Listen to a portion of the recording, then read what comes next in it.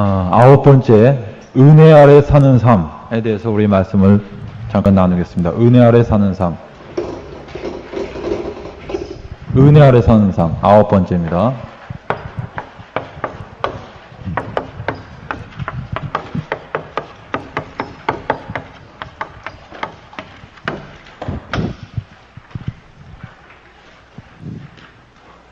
로마서 6장 14절 말씀을 잠깐 보겠습니다. 로마서 6장 14절.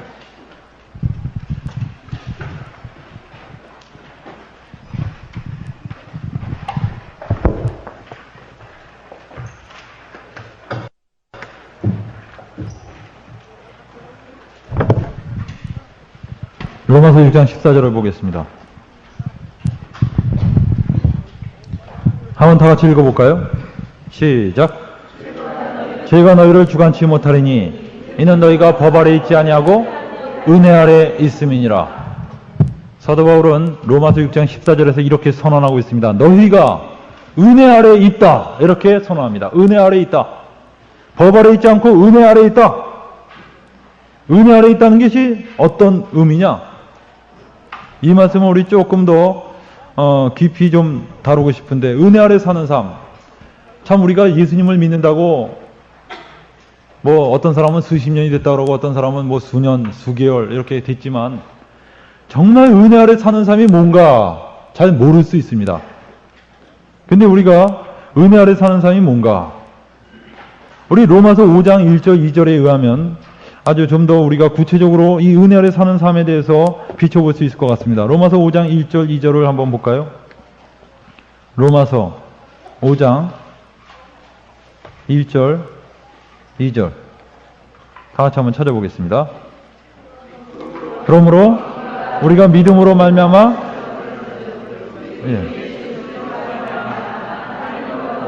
화평을 누리자. 또한 그로 말미암아 우리가 믿음으로 서 있는 이 은혜에 들어감을 얻었으며 하나님의 영광을 바라고 즐거워하느니라. 아멘. 사도 바울은 그러므로 우리가 믿음으로 의롭다 하심을 얻었은즉 우린 이미 의롭다 하심을 얻었습니다. 이것은 이미 우리가 예수 그리스도를 믿는 순간에 이루어진 신분의 변화입니다. 그래서 우리 사람들이 종종 물어봅니다. 당신 의인입니까? 죄인입니까? 물어보면 뭐라고 대답해야 됩니까? 우린 원래 죄인이었지만 예수님의 은혜로 의인이었습니다. 하나님이 나를 의롭다고 칭하셨어요. 근데 어떤 사람은 그렇게 말하면 상당히 교만하다. 아무리 의인이 됐어도 말은 죄인이다 이렇게 말해야지 겸손하게 보이지 이렇게 하는데, 그거는 여러분들 겸손이 아니라 불신이다. 예수님께서 의롭다 하신 이 은총을 받아들이지 않은 불신이지 겸손이 아니에요. 우리나라에서도 옛날에 구원받았습니까? 물어보면 저 같은 사람 특히 봤어야지 겸손한 걸로 취급됐었습니다. 제가 한 1960년대 중반서부터 우리나라에 구원받았냐라고 물어봤을 때, 그때는 우리나라 사람들이 구원받았냐고 물어보면 이단시했어요. 그걸 어떻게 할 수 있느냐? 하나님만이 하시지. 그게 누가 구원받았다 그러면 너 참 교만하다. 네가 뭔데 구원받았다고 그러느냐? 이렇게 말했습니다. 근데 알고 보니까 그게 잘못된 거였어요. 그건 겸손한 것도 아니고 아무것도 모르는 태도였습니다. 우리는 이렇게 얘기할 수 있습니다. 정말 저는 죄인이었지만 하나님께서 저를 의인으로 삼아주셨습니다. 저는 용서받은 죄인입니다. 죄인이라고 할지라도 용서받은 죄인입니다. 저는 용서받은 죄인으로서 이제 의인이 되었습니다. 이렇게 말할 수 있습니다. 그런데 은혜 아래 산다는 것이 이 로마서 5장에 보면 우리가 의롭다 하시면 얻었은즉 그 다음에 뭐라고 얘기하고 있습니다. 우리는 이제 의롭다 하시면 얻었다. 그러면 어떤 삶을 살아야 되느냐? 첫째는 하나님과 화평을 누리는 삶을 살라고 얘기하고 있습니다. 하나님과 화평을 누리는 삶. 하나님과 화평을 누리는 삶. 하나님과 화평을 누리는 삶이다. 화평을 누린다는 말씀은 어떤 때 사용되느냐? 화평을 누린다는 말씀은 죄의 용서함이 전제될 때 우리는 누린다는 말이 가능해집니다. 여러분들 죄책감을 가지고 있는 사람은 하나님과 화평을 누릴 수가 없어요.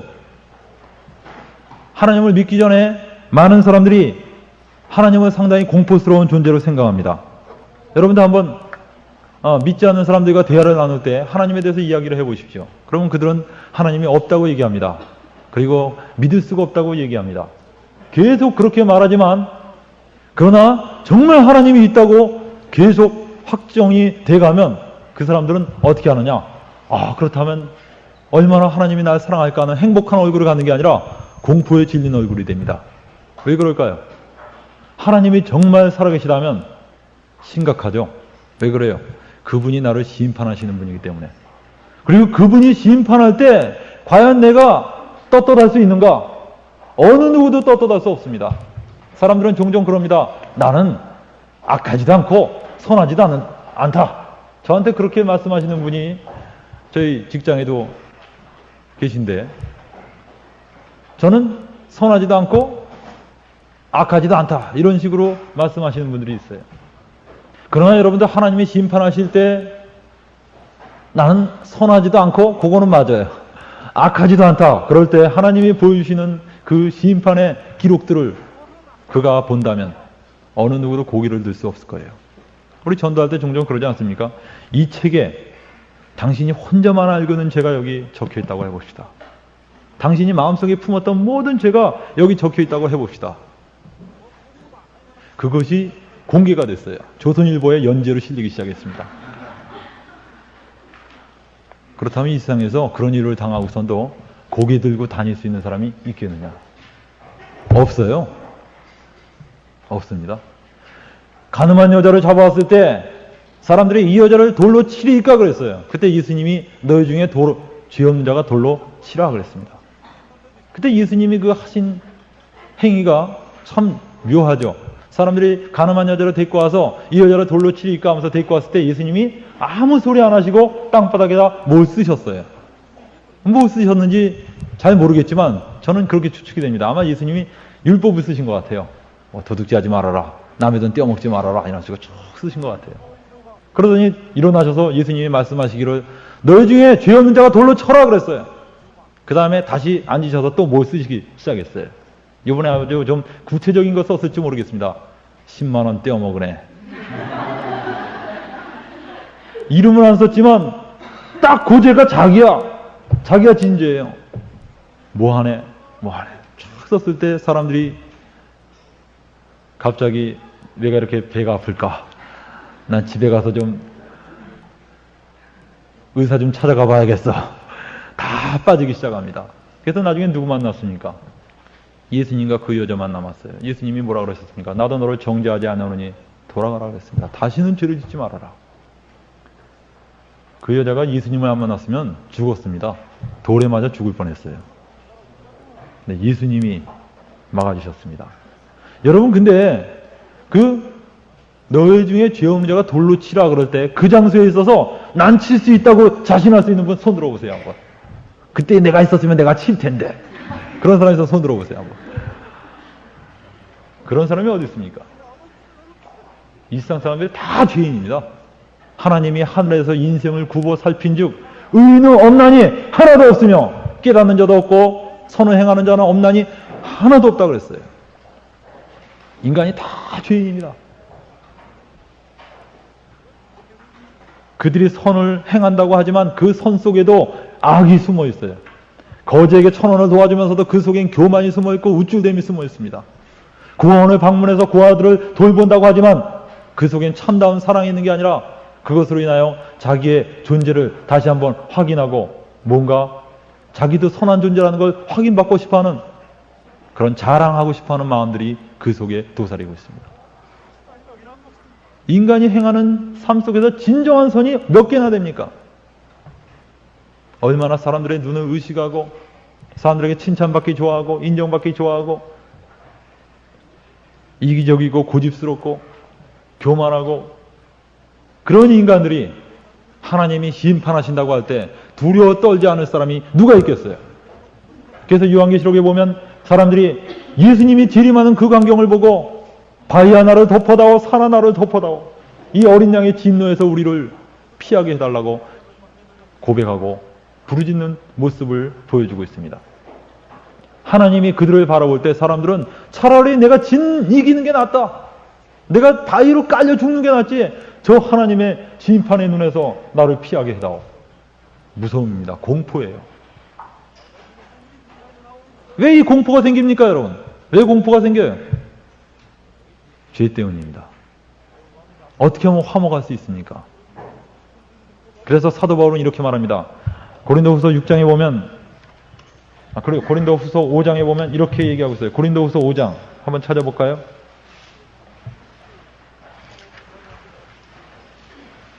고린도후서 5장 20절.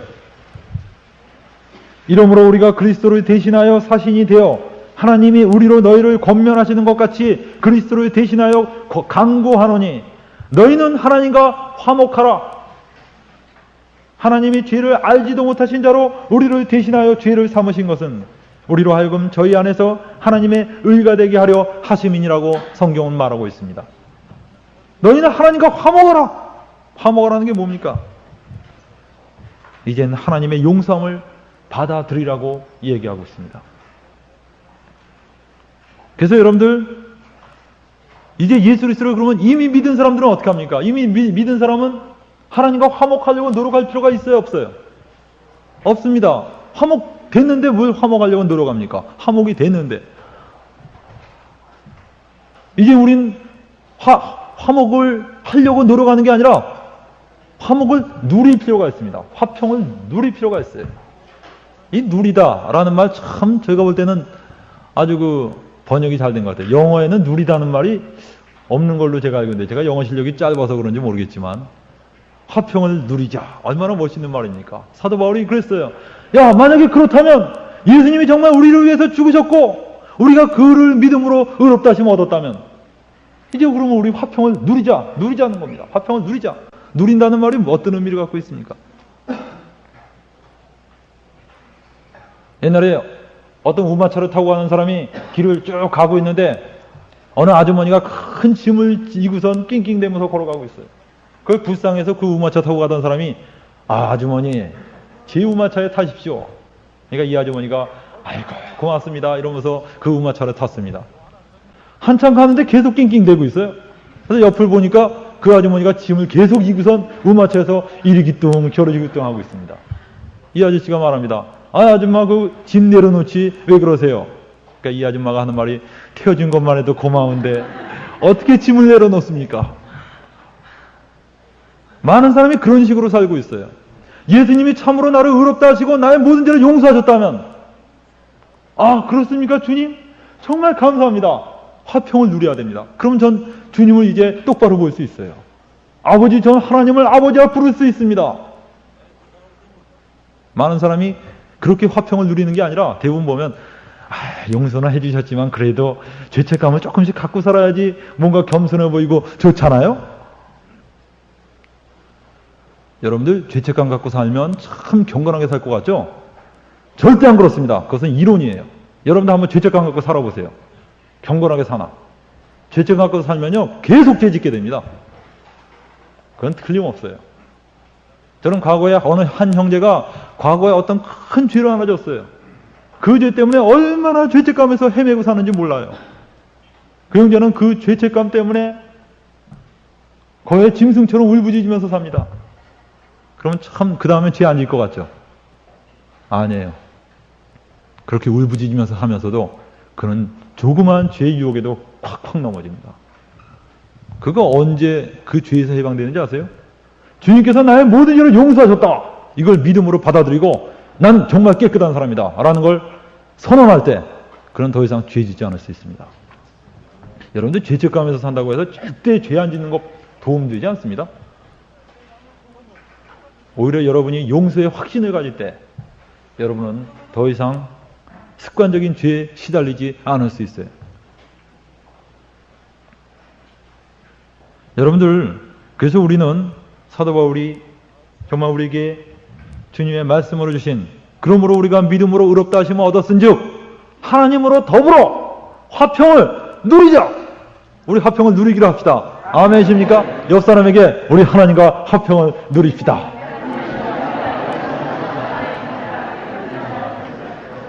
괜히 마음속에 막연한 죄책감으로 하나님의 모기를 무서워하는 사람들, 마귀가 주는 생각입니다. 마귀가 주는 생각이에요.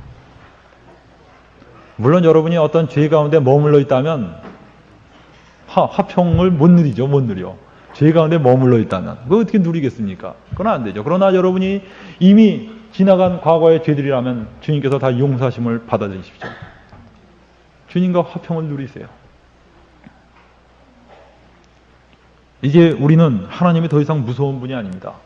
우리는 그분을 존경하고 경외하고 그분을 사랑하는 우리의 아버지로 모시고 있습니다. 아멘이십니까?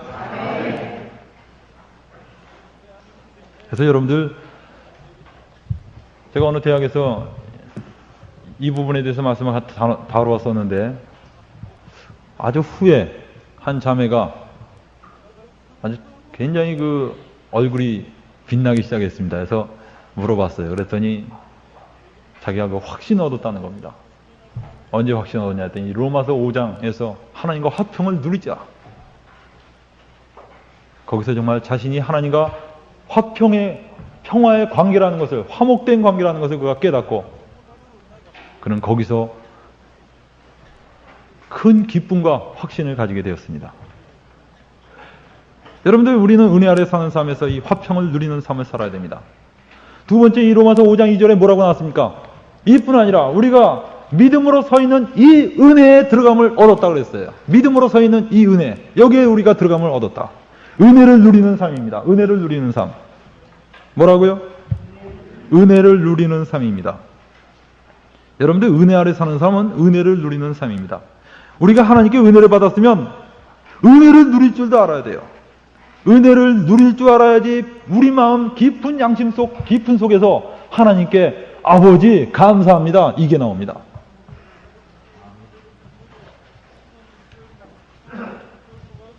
시편 기자는 이렇게 말했습니다.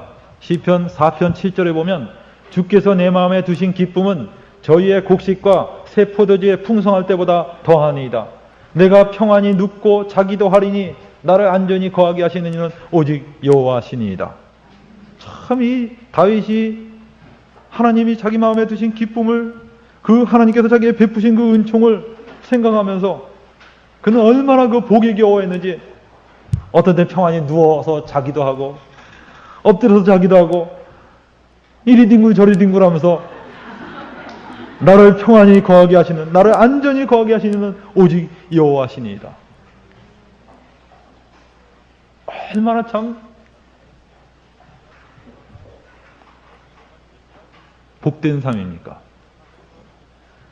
안전에 대한 확신, 주님이 나를 인도하신다는 이 확신. 여러분들, 리차드 범브란트라는 루마니아의 목사님은 한번 어떤 사람의 이야기를 이렇게 도입했습니다. 예수님은 자신에게 무엇을 해드리는 사람보다 무엇을 해주실 수 있도록 기회를 드리는 사람을 더 고맙게 여기신다. 좀 말이 복잡할지 모르겠어요. 여러분들, 우리가 자식을 키워보면 알 겁니다. 자식을 키울 때 자식이 날 위해서, 그 자식이 뭐 큰 자식이라면 몰라도 아이가 좀 큰 아이가 아니라 좀 조그만 아이라고 해봅시다. 한 5살짜리 아이가 날 위해서 직장을 다닌다면 기쁘겠어요? 여러분들 정말 기쁜 적이 언제인지 아십니까? 아버지가 기쁜 적은? 내가 그 아이를 위해서 어떤 선물을 사갈 때 참 기쁩니다. 왜 기쁜지 아세요? 요걸 주면 얼마나 얘가 좋아할까? 그 생각하고 그렇게 기쁜 거예요. 여러분들, 내가 내 아이에게 정말 내가 은혜를 좀 베풀어야겠다. 내 아이를 한번 어린이 대공원에 가서 그 푸른 초원을 한번 뒹굴게 해봐야지. 그래서 내가 어린이 대공원에 데려가겠다고 말했어요. 그러니까 내 아이가 와, 신난다, 참 좋다 이겁니다. 자, 그래서 그 다음에 걔를 데리고 갔습니다. 나는 얘가 좋아할 걸 상상하면서 데리고 갔어요. 그래서 그 푸른 초원에 데려다 놨습니다. 자, 마음껏 뛰어놀아 봐. 그러니까 얘가 글쎄 뛰어놀지 않고 갑자기 내 다리를 탁 붙잡더니 아버지 감사합니다. 이 은혜를 어떻게 갚을까요? 오, 아버지 감사합니다. 할렐루야, 아버지. 내가 뭐라 그러겠어요? 참 기특하다, 기특하다. 그러면서 뭐라 그럴까요? 글쎄, 알았어, 이젠 놀아봐, 한번 놀아봐.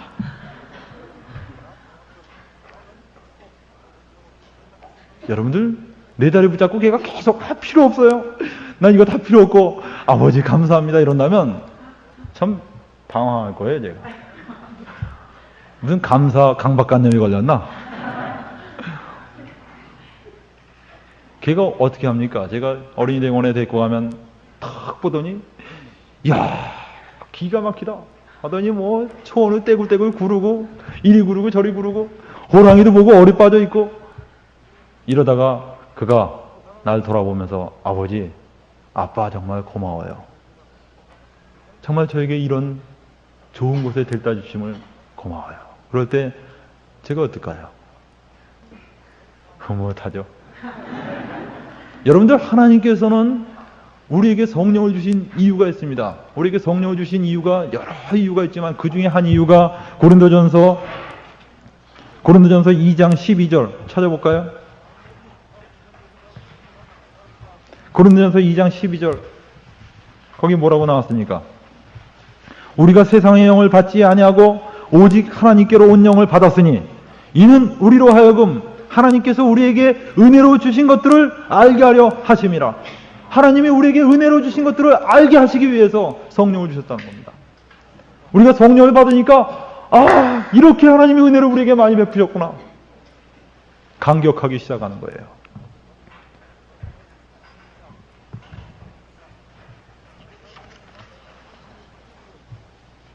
여러분들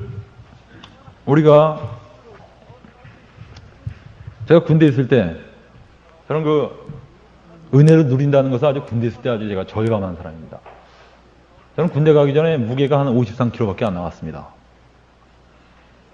근데 키가 한 170에 53kg면 상당히 갈비죠, 갈비. 그러다 보니까 제가 참 몸이 약했어요. 그래서 군대에서 찔러총 이러면 제가 몸이 휘청휘청 됐습니다.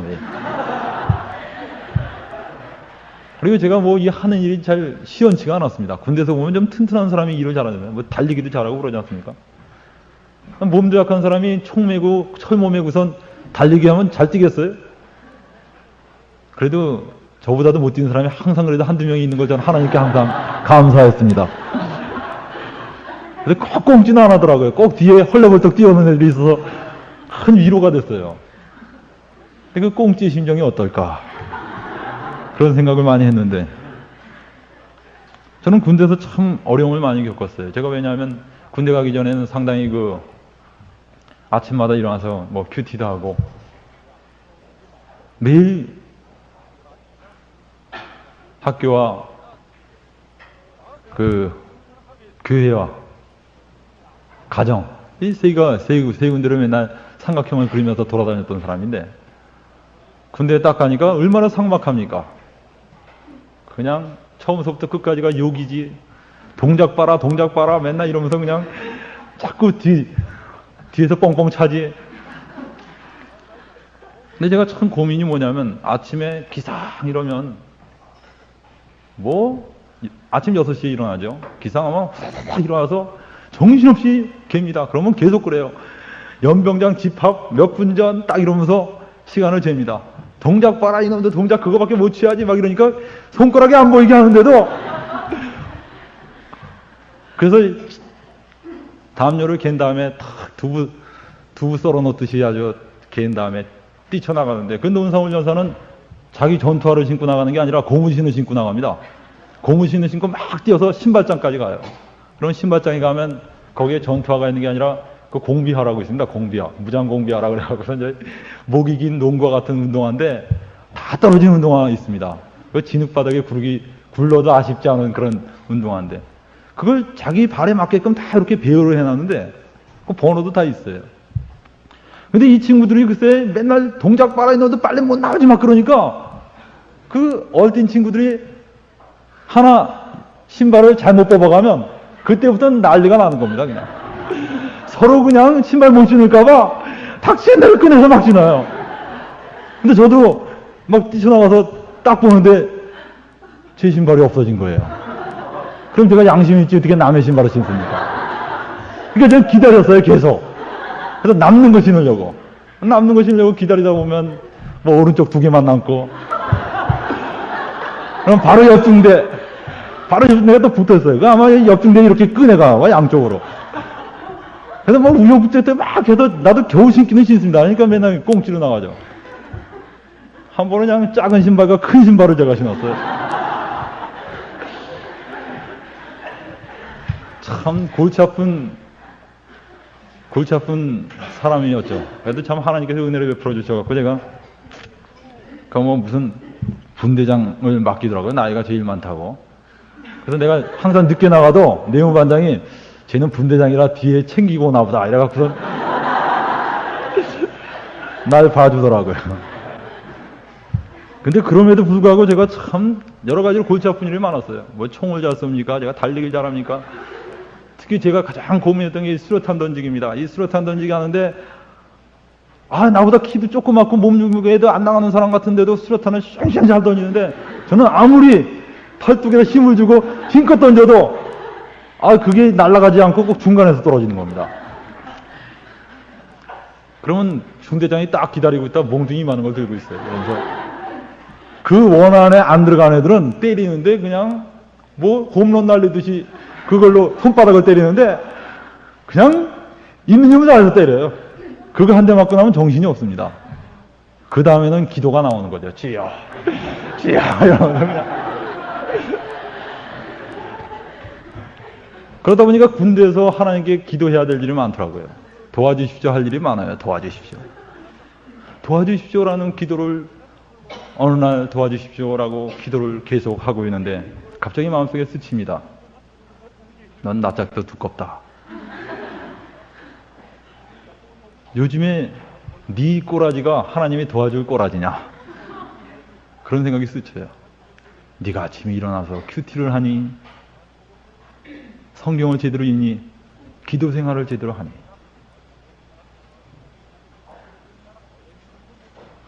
성경? 내가 피곤하잖아. 야, 네가 그거 핑계지. 네가 노력만 하면 얼마든지 할 수 있지 않니? 전도도 네가 노력만 하면 50분 훈련받고 10분 동안에 옆 사람에게 가서 전도할 수도 있고. 근데 너 성경도 안 읽고 기도도 못하고 있고. 기도도 여러분들 밤에 10시에 취침이고 6시에 기상인데 참 그 기도하기가 쉽지가 않습니다. 근데 제가 그 여름에 들어갔기 때문에 여름에 오침 시간이 있어요. 오침 시간. 제가 오침 시간에 좀 일어나서 기도를 했어요. 딱 일어나서 무릎 꿇고 기도하니까 다 자았는데 나 혼자 딱 일어나서 기도하니까 내무반장 얘 뭐 하는 거야? 그러더라고요.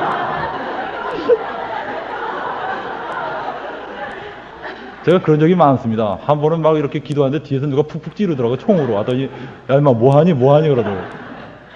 기도하는데 귀찮게 자꾸. 근데 그런 자책감이 오는 겁니다. 그러니까 제가 도와달라는 소리가 거꾸로 들어가는 겁니다. 이게 안 튀어나오죠. 그때 저에게 주님께서 말씀하셨습니다. 너는 은혜를 누린다는 게 무슨 뜻인지 아니? 그 말씀하셨어요. 저는 그 순간에 그걸 이해를 했습니다. 그 말이 무슨 뜻인지. 그래서 눈물이 아주 핑 돌더라고요. 그래서 다시 아버지 맞습니다. 저는 법 아래 있지 않고 은혜 아래 있습니다. 저는 주님의 은혜를 누리겠습니다. 주님은 저에게 이렇게 말씀하신 것 같았어요.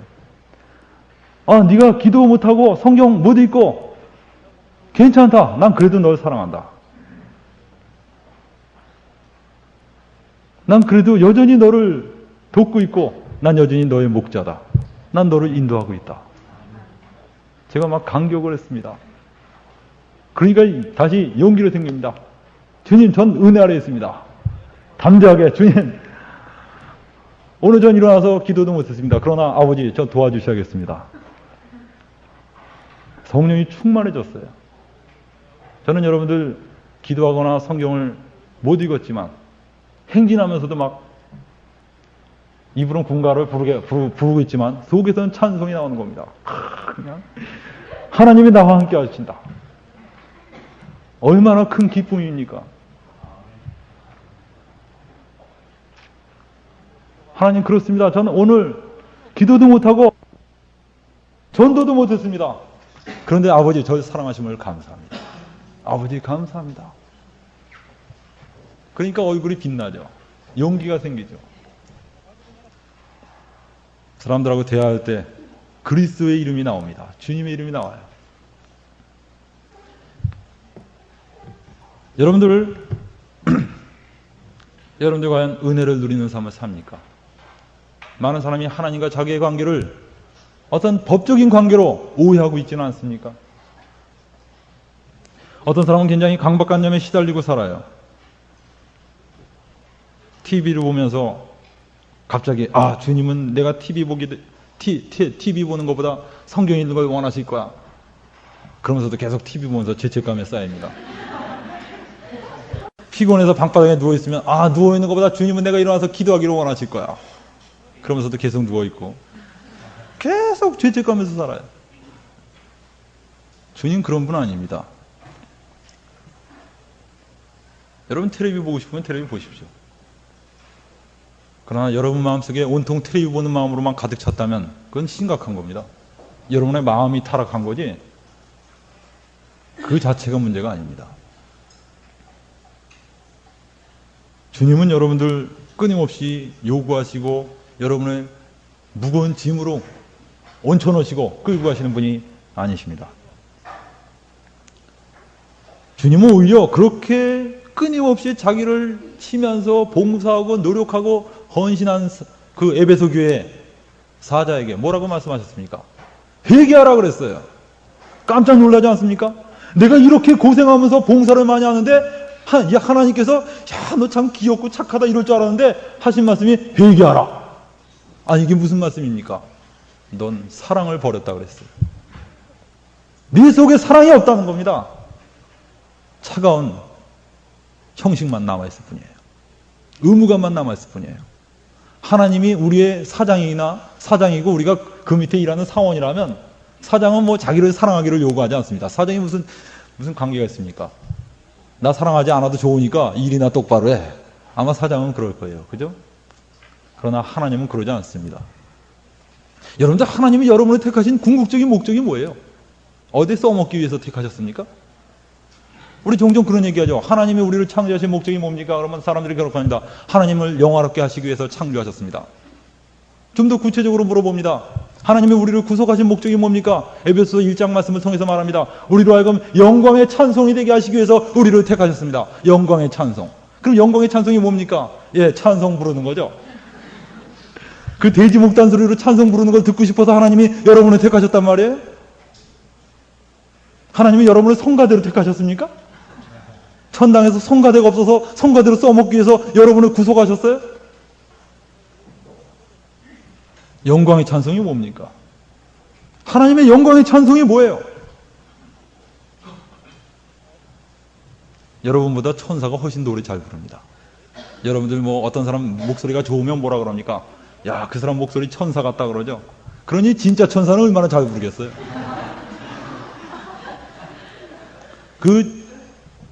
그 천사들의 합창을 주님은 마다하고 우리를 영광의 찬송으로 만들기 원하셨습니다. 어떻게 영광의 찬송입니까, 우리가? 이런 비유를 한번 들어볼 수 있죠? 로댕에 생각하는 사람이 조각 있죠? 로댕에 생각하는 사람 조각. 아주 유명한 조각이죠. 그 조각을 우리가 가만히 바라보면 참 아름답게 빚어졌습니다. 멋있죠? 그 조각을 보면서 사람들이 뭐라 그럴까요? 야, 누가 만들었냐? 로댕. 야, 그 사람 굉장하구나. 이렇게 말할 거예요. 여러분, 그 조각이 일어나고선 나는 로댕이 만들었습니다. 로댕을 찬양합시다. 오, 위대한 로댕이. 그럽니까? 전혀 안 그래요. 인상 팍 쓰고선 고개 숙이고선 턱을 받치고선 무슨 생각에 잠겨 있습니다. 여러분들, 우리가 어떻게 영광의 찬송이 될 수 있어요? 그것은 형편없는 죄인이 하나님의 놀라운 은총을 받아서 예수 그리스도를 닮은 거룩하고 아름다운 사람으로 변해졌을 때 그 사람은 하나님의 영광성입니다. 하나님은 우리를 자기의 자녀로 삼으신 겁니다. 여러분들 자꾸 하나님이 여러분을 어디에 써먹기 위해서 만들었다고 오해하지 마십시오.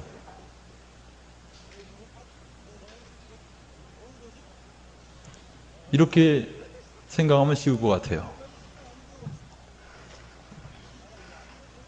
하나님이 천지를 왜 창조했는가? 여기에 대해서 어거스틴은 이렇게 말했습니다. 아름다우니까. 굉장히 대답이 좀 우매한 것처럼 들리죠. 근데 그 사람은 아주 참 심미적으로 그걸 파악을 했어요. 하나님이 왜 천지를 창조하셨는가? 아름다우니까. 우리 조금 이해가 안 될지 모르지만 이렇게 다시 물어봅시다. 미술가가 왜 미술을 그립니까?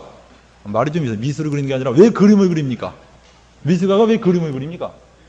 어떤 사람은 팔아먹기 위해서, 어떤 사람은 경제, 가정을 꾸려나가기 위해서. 그건 참 미술가를 모독하는 말일지 몰라요. 미술가가 왜 그립니까? 이 그림을. 예?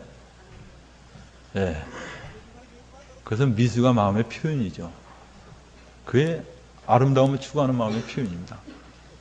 우리 하나님께서 우리를 어디에 써먹는다, 이런 차원이 아닙니다. 하나님의 사랑의 표현입니다.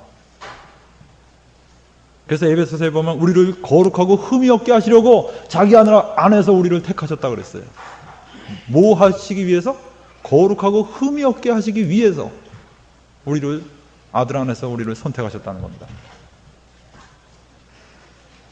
그래서 여러분들, 하나님이 정말 원하시는 것은 하나님이 우리를 사랑한 그 사랑을 우리가 먼저 알기를 원하셔요. 내가 하나님을 위해서 무엇을 할까? 가 아니라 먼저 이걸 알기를 원하십니다. 하나님이 나를 위해서 무엇을 하셨나? 이거부터 알기를 원하시는 겁니다. 여러분들, 은혜를 아래 사는 사람 또 하나, 우리 세 번째로 로마서 5장 2절에서 또 하나 볼 수 있는 게 뭡니까? 기뻐하는 삶입니다. 기뻐하는 삶. 기뻐하라. 여러분들, 기뻐하는 것은 믿음의 최고 표현입니다. 어떤 사람이 신앙생활 잘 해나가고 있다. 그것은 뭘로 표현되냐면 그가 하나님 안에서 기뻐하고 즐거워하는 삶입니다. 그가 환난 속에서도 소망 가운데 기뻐할 수 있는 그 사람은 굉장히 믿음이 좋은 사람입니다. 사도 바울은 빌립보서 3장에서 이렇게 말하고 있습니다. 내가 너에게 같은 말을 쓰는 것이 너에게는 안전하고 내게는 수고로움이 없느니라. 내가 다시 말하노니 기뻐하라. 내가 다시 말하노니 기뻐하라. 정말로 나의 형제들아, 기뻐하라. 아무것도 염려하지 말고 오직 모든 일에 기도와 간구로 너희 구할 것을 하나님께 감사함으로 아뢰라. 그러면 모든 지각에 뛰어난 하나님의 평강이 너희 마음과 생각을 지키시리라. 사도 바울은 계속 기뻐하라고 권하고 있습니다. 항상 기뻐하라. 믿지 않는 사람도 이거 외우더라고요. 항상 기뻐하라, 쉬지 말고 기도하라, 범사에 감사하라. 이는 그리스도 예수 안에서 너를 향하신 하나님의 뜻이니라. 여러분들, 부모님들이 가장 가슴 아픈 게 뭔지 아세요? 자식이 완전히 죽상이 돼갖고선 구석에 박혀서 좌절에 빠져 있는 겁니다. 그것처럼 부모님 가슴을 아프게 하는 게 없어요. 자녀가 하나님의 아버지의 은혜를 누리면서 기뻐하는 것처럼 아버지 마음을 기뻐하게 만드는 게 없습니다. 여러분이 하나님 안에서 기뻐하는 삶을 연습하셔요. 아, 주님 감사합니다. 저를 이렇게 인도하시고 사랑하심을 감사합니다. 저는 기뻐하겠습니다. 아마 여러분 안에 마귀가 아니야, 넌 기뻐하지 못할 이유가 굉장히 많아. 20가지도 더 돼. 넌 지금 굉장히 눌리고 있어. 넌 지금 영적으로 슬럼프야. 넌 여러 가지로 문제가 있어. 직장에서도 지금 네가 소외되고 있지 않니? 많은 것을 얘기할 수 있습니다. 그러나 여러분이 아니야, 그럼에도 불구하고 하나님이 여전히 나와 함께 하시고 하나님이 나를 사랑하신다. 그렇기 때문에 난 기뻐하겠다. 아버지 감사합니다. 주님의 승리하심을 찬양합니다. 라고 고백할 때 놀라운 변화가 일어날 거예요. 아멘. 역사가 일어날 겁니다. 아멘.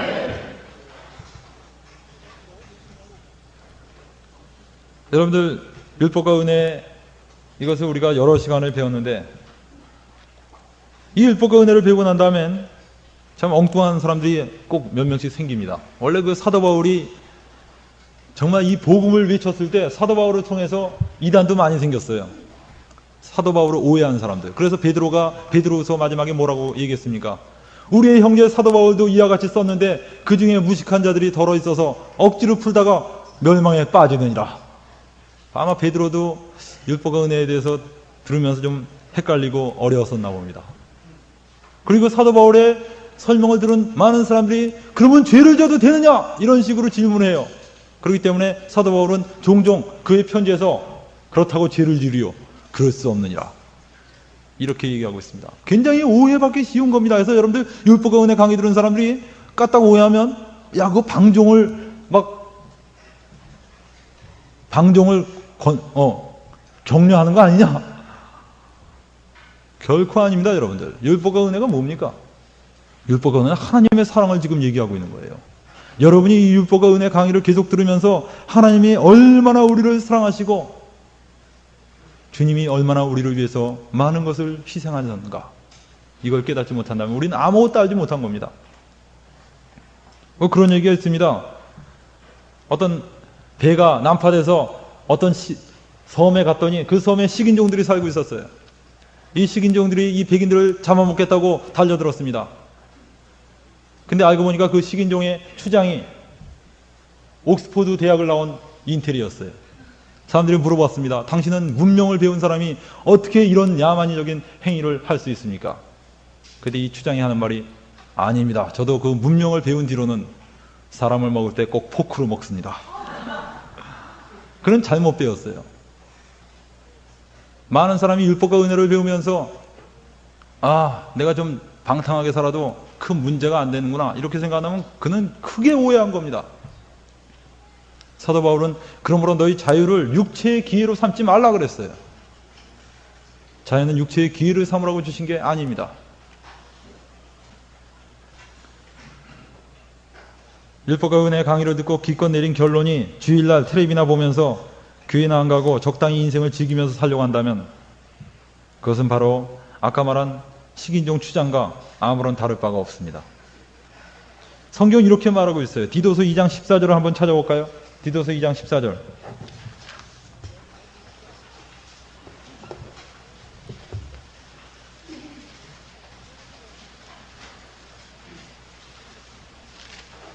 디도서 2장 14절.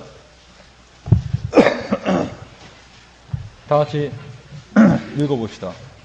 그가 우리를 대신하여 자신을 주심은 모든 불법에서 우리를 구속하시고 우리를 깨끗하게 하사 선한 일에 열심하는 신백성이 되게 하려 하심이니라. 그가 우리를 대신하여 자기를 주심은 모든 불법에서 우리를 구속하시고 우리를 깨끗하게 하사 선한 일에 열심하는 친백성이 되게 하려 하심이니라. 선한 일에 열심하는 친백성이 되게 하시기 위해서 우리를 이 불법에서 구속하셨다고 말하고 있습니다.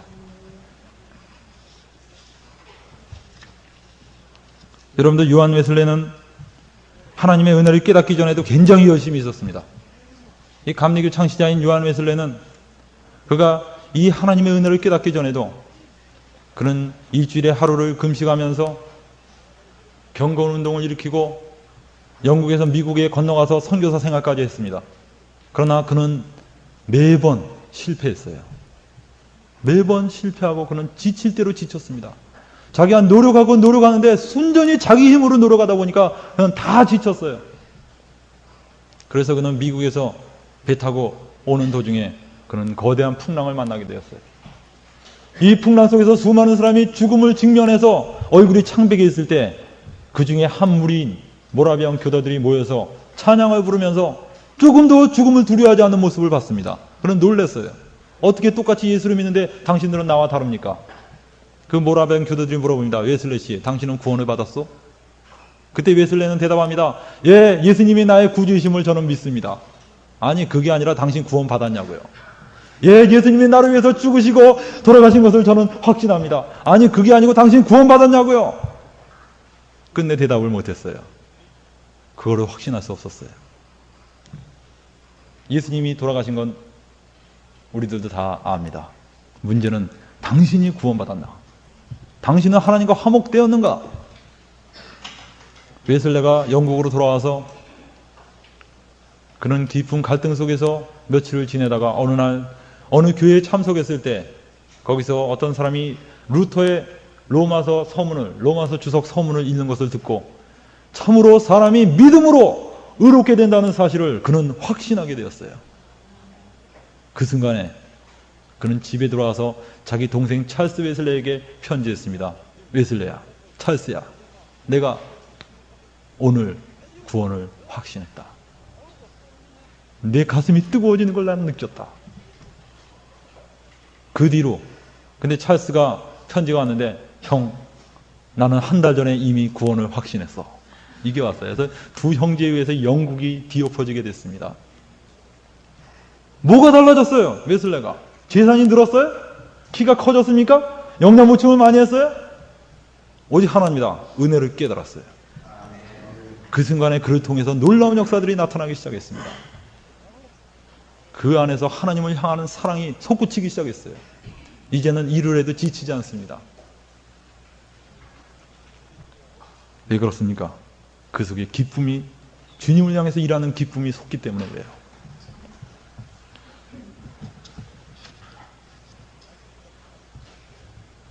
여러분들, 저는 얼마 전에 제가 과거에 다녔던 어느 교회의 장로님이 돌아가신 이야기를 들었습니다.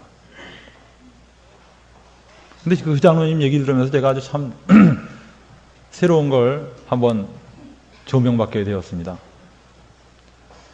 D.L. 무디 목사가 돌아가실 때, 그 목사님이 돌아가실 때, 그 목사님은 생전에 한 100만 명 정도를 전도했다고 합니다. 전 그 중에 한 10분의 1만 했어도 정말 소원이었겠습니다. 이 100만 명 정도를 전도하고 정말 참 주님을 위해서 열정적으로 사셨던 분이에요. 그분이 돌아가실 때 그는 자기 눈앞에 하늘이 펼쳐지는 걸 보면서 그렇게 얘기했습니다. 하늘의 천군 천사들이 나를 기다리고 있다. 그러면서 아주 승리의 기쁨으로 하늘나라에 갔어요. 주위의 친지들이 보고 있는 가운데서. 여러분 어떻게 생각해요? 그럴만하죠? 그럴만하죠? 근데 만약에 여러분 죽을 때는 어떨까요? 천군 천사가 기다리는 게 아니라 한 명 나와서 이제 오니? 저는 항상 그런 생각이 어렴풋이 있어요. 제가 맨날 율법과 은혜를 얘기하면서도 한 명이나 나올지 그냥 문이나 열어놓고 들어오려면 들어오고 말려면 말고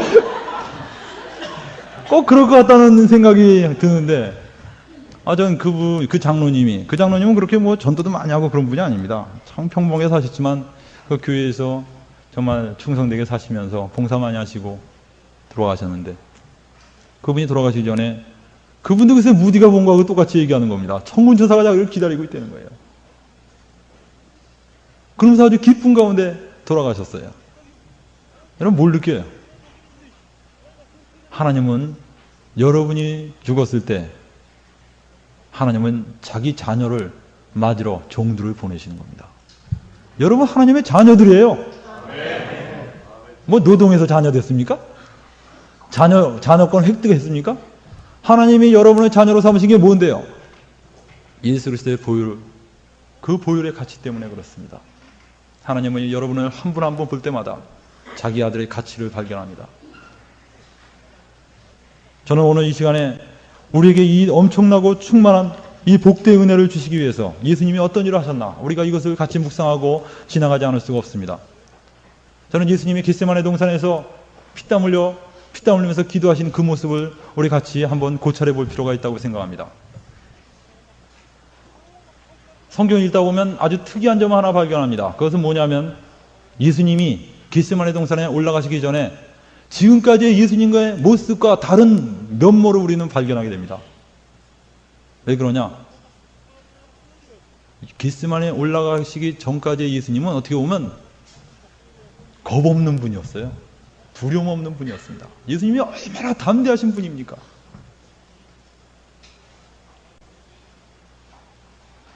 배 타고 가실 때 그 풍랑이 있는데 예수님은 주무시고 계셨어요. 베드로하고 야고보하고 요한이 직업이 어부기 때문에 얼마나 물길을 잘 잡습니까? 그럼에도 불구하고 그들이 그 파도를 못 이겨서 두려움에 떨어갔고 마지막으로 최후의 카드로 예수님을 깨웠어요. 근데 예수님이 하신 말씀이 뭡니까? 어찌하여 두려워하느냐 이 믿음이 적은 자들아. 이렇게 용감하신 분이 어디 있어요? 그러더니 벌떡 일어나시더니 대뜸하시는 말씀이 잔잔해라. 그러니까 그냥 파도가 샥 하면서 잔잔해집니다.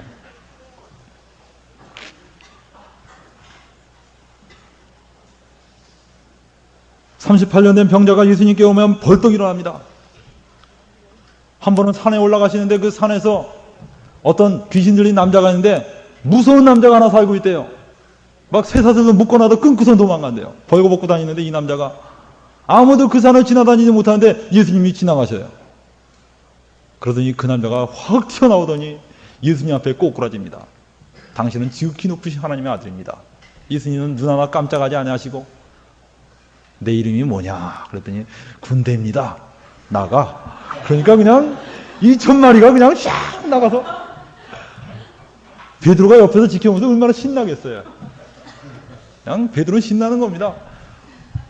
누구든지 나와보라 그래 이러면서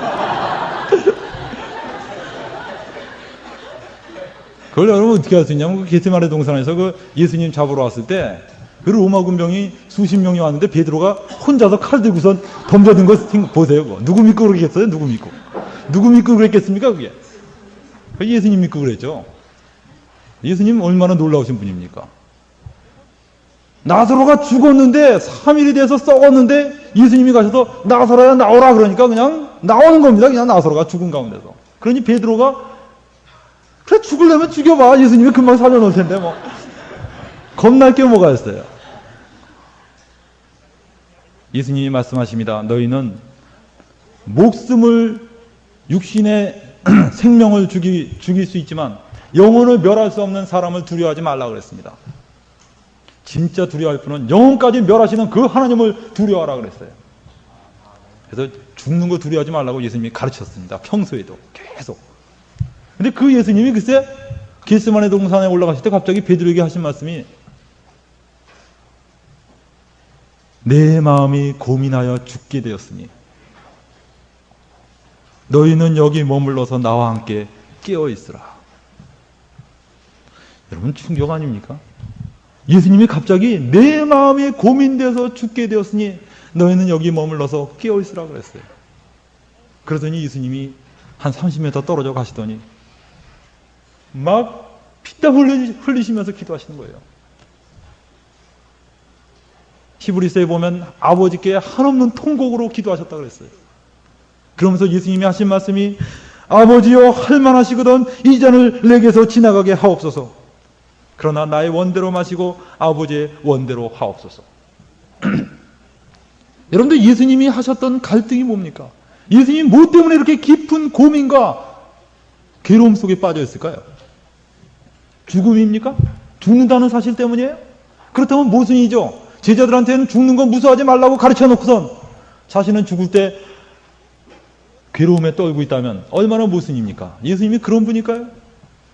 그럴 수 없죠.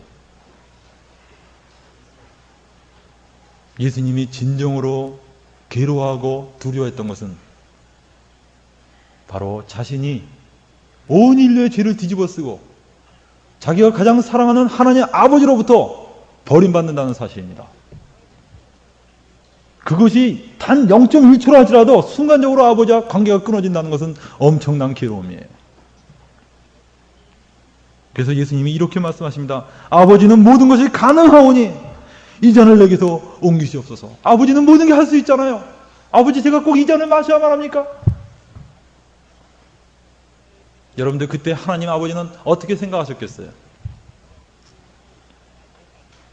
만약 하나님 아버지께서 이렇게 하셨다고 생각해 봅시다. 그 아들이 통곡하면서 기도하는 소리를 들으실 때 하나님 아버지가 맞다. 나도 도저히 이 벌레 같은 인간들을 위해서 내 아들을 버릴 수는 없다. 야, 지금까지 없던 일로 하자. 올라와라. 그래서 겟세마네 동산에서 그냥 올라가셨더라면 그야말로 지구는 끝장났어요.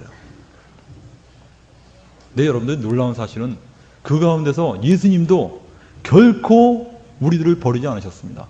전 예수님 안에 있었던 그 거대한 무리들을 상상해 볼 수 있어요. 예수님이 가슴에 갖고 있었던 사람들이 누굽니까? 요한복음 13장에 보면 예수께서 자기 때가 이미 이룬 줄 아시고 자기 사람들을 사랑하시되 끝까지 사랑하셨다 그랬어요.